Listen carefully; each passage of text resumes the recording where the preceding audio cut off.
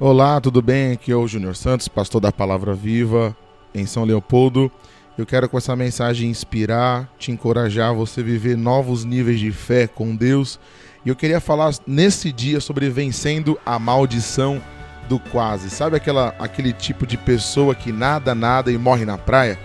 Elas vivem dizendo que quase cheguei, quase consegui, quase casei, quase prosperei, quase venci.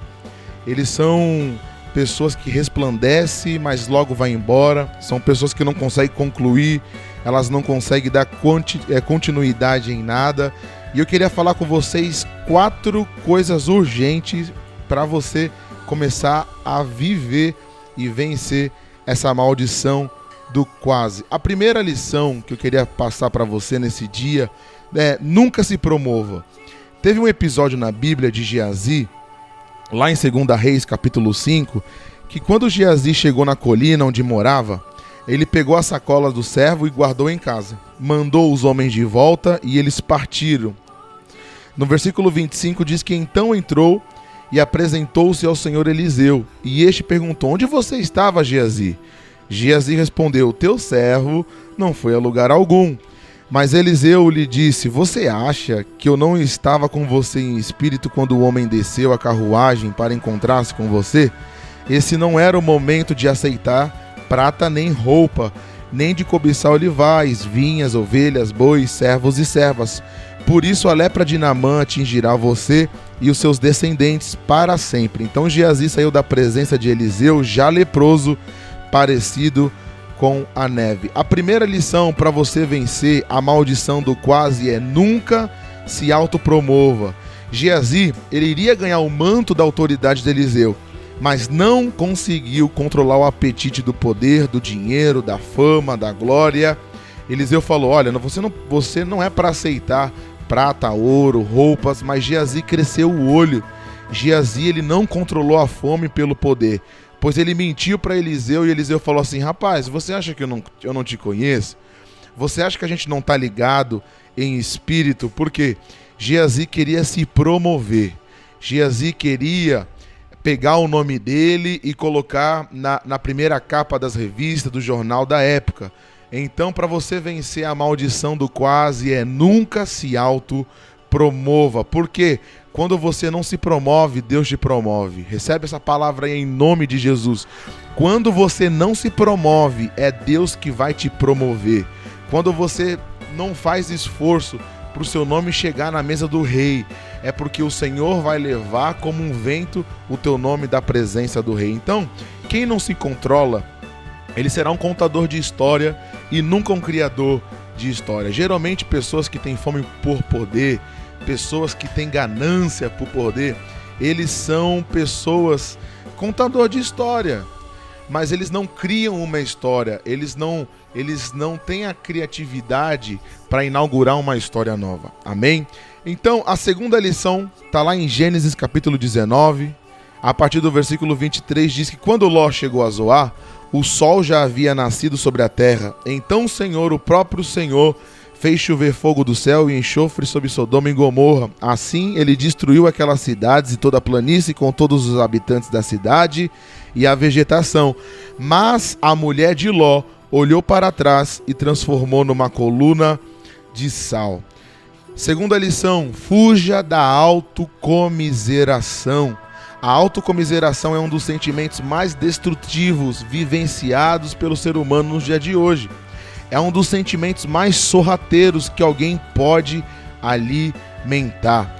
A mulher de Ló olhou para trás e provavelmente ela pensou: não, a minha cidade, a gente cresceu lá, a gente viveu coisas boas lá, coitado de nós, Ló. Será que Deus está fazendo, por que Deus está fazendo isso com a gente? E eu digo nesse dia: fuja da autocomiseração. Você lembra quando a gente era pequeno, a gente ficava doente? Você era uma criança, a gente ficava o dia inteiro dormindo, lendo, assistindo TV. Os nossos pais vinham, serviam de todas as maneiras, trazia sopa quente, compressa de gelo. Os nossos pais queriam trazer conforto, muita paixão. Mas deixa eu te fazer uma pergunta: será que hoje a gente vive da mesma forma? Será que a gente adoeceu e a gente recebe papinha? Será que a gente recebe com pressa? Porque assim, não dá para você ficar doente e receber tratamento como a sua mãe e o seu pai lhe dava, porque as tarefas vêm, os trabalhos vêm, a gente precisa fazer as coisas, a gente virou adulto, nós nos tornamos adultos e não tem como a gente desejar a vida de criança, esperando que a gente receba os mesmos tratamentos que a nossa mãe e o nosso pai nos davam. Era gostoso? Era legal, a gente não ia para a escola, a gente ficava o dia inteiro assistindo televisão, a gente ficava o dia inteiro brincando, mas agora a vida adulta chegou, as cobranças do dia a dia chegou. Então o nosso problema é que a gente quer viver debaixo de autocomiseração, querendo chamar a atenção das pessoas, assim, me ajuda, eu não consigo sair desse cenário. Ela tem força, ela tem capacidade, mas ela quer ser tratada como criança. Então, na história, quem olha para trás não tem nome. Eu te pergunto, você lembra o nome da mulher de Jó? Alguém consegue lembrar o nome? Ela não tem nome, porque quem olha para trás não constrói a história. A sua identidade não está em crise. A nossa identidade não tem que estar em crise. Então abandone o papel de vítimas. Abandone o papel de vítima. Vítima não tem nome na história. Todas as pessoas que quiseram viver debaixo de comiseração não construíram, não viveram, não geraram, não criaram sucessores, não deixaram um legado, não construíram patrimônio. Porque pessoas que vivem debaixo de comiseração, a única coisa que elas têm é procurar culpado. Então, eu queria te dar um conselho. Pare de achar um culpado para os teus fracassos. Vítimas apenas sobrevivem e elas estão sempre prontas para escolher as suas desculpas. É ou não é verdade?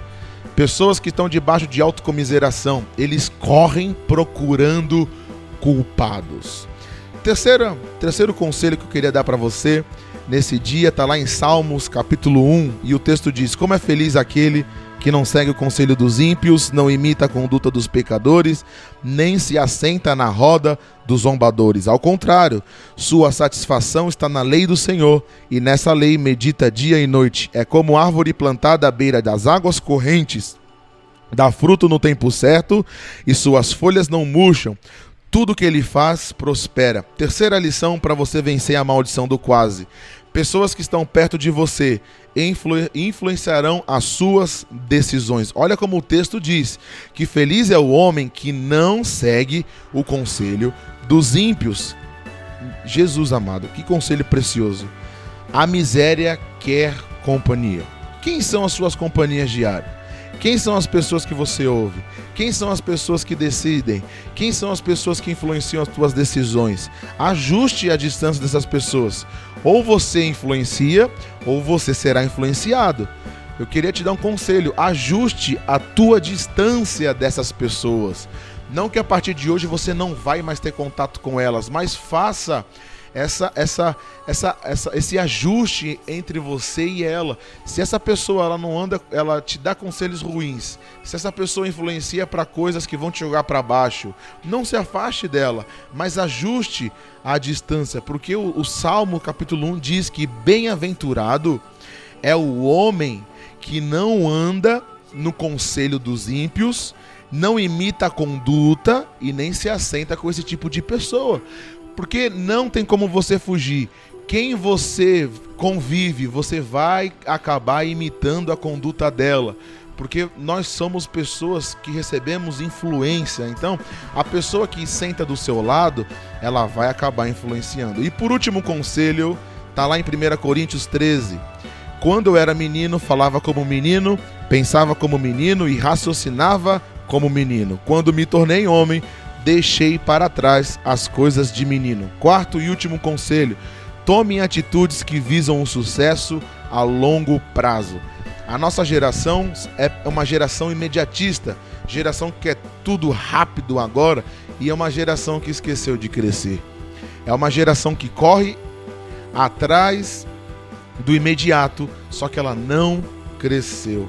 O melhor teste para a paciência é a culinária, é você fazer comida, porque você prepara o arroz, o feijão, é você preparar a carne, e isso leva um tempo de preparação. Você não faz a comida em 2 minutos, não somos a geração miojo. mas um teste que eu queria dar para você começar a ter uma ilustração do que é ter paciência e largar de ser imediato. Porque quando Paulo diz aqui, dá esse conselho para nós, ele falava, eu falava, pensava e raciocinava como menino, mas agora eu me tornei homem, deixei coisas para trás, coisas de menino. Então, para mim encerrar a palavra de hoje, um sucesso bom e verdadeiro é construído por pequenas vitórias. Esses são os 4 conselhos que eu queria dar para você, para para você deixar de ser pessoas que quase venci, quase casei, quase consegui. Mas esses 4 conselhos eu creio que vai fazer você deslanchar para um novo nível de fé, para uma nova intimidade com Deus. Eu queria orar pela sua vida. Jesus, obrigado, Pai. Obrigado porque a tua palavra diz que eu falava, pensava e raciocinava como menino, mas agora eu cresci, deixando para trás. E, Senhor, que tu possa guiar os nossos caminhos debaixo da tua proteção. Assim como o Senhor guiou o povo no Egito debaixo da nuvem e da coluna, eu te peço, Jesus, que tu conduza a nossa vida.